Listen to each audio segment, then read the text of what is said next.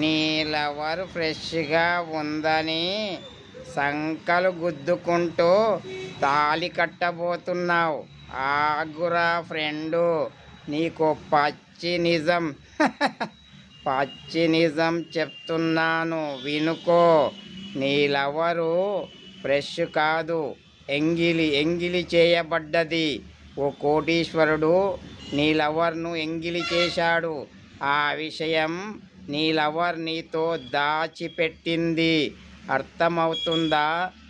నీ లవర్ తల్లి చావు బతుకుల మధ్యలో ఐసీయూలో ఉంటే 6 లక్షలు కావాలి అని డాక్టర్ అంటే అద్దె కొంపలో ఉంటున్న వాళ్ళు 6 లక్షలు ఎలా ఇస్తారు?